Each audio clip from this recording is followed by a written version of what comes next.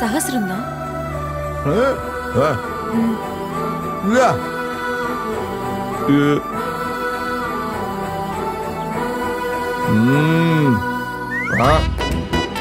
అతన్ని మామూలు మనిషిగా చేసే సమయంలో అతని స్వచ్ఛమైన మనసు, అతని అమాయకత్వం నన్ను ప్రేమించేలా చేశాయి.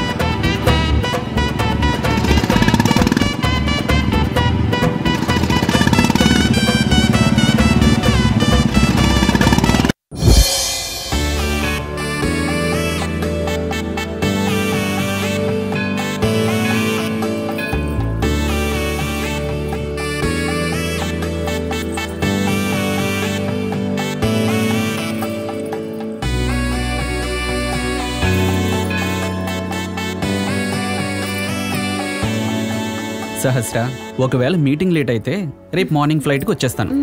గట్లనే గాని నా గురించి ఆలోచించకుండా మీటింగ్ గురించి ఆలోచించండి. అవునా? సరే. ముంబై నుంచి ఏం తీసుకురావాలి? మీరు క్షేమంగా తిరిగి రండి, గదే పెద్ద గిఫ్ట్ నాకు. మరి నా గిఫ్ట్?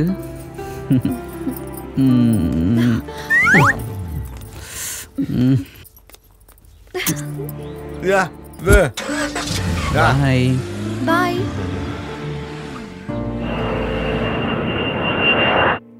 ఏయ్ అనసూయ, నాకు చార్మినార్ చూడాలని ఉంది. అలాగే, అన్నయ్య రాగానే వెళ్దాం. సహస్ర, ఏమైంది? నిజంగానా? నువ్వు మా అమ్మ అవుతున్నావు. అరే, మీ చెల్లి తల్లి కాబోతుంది. నేను చెప్పాగా మన పల్లవి పుడుతుందని.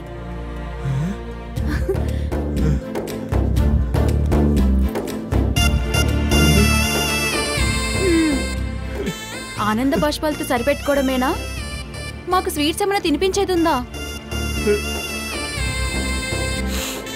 మరి వెళ్ళు, వెళ్ళవయ్యా బాబు. ఏమైంది? అన్నకు షాప్లు ఎక్కడుంటాయో తెలియదు కదా. అయినా ఎందుకులే అనసూయ. భలే ఉన్నావు. అంత తీపి కబురు చెప్పావు, ఇంతేనా తీపి తినిపించవా? పద, నేను వస్తాను.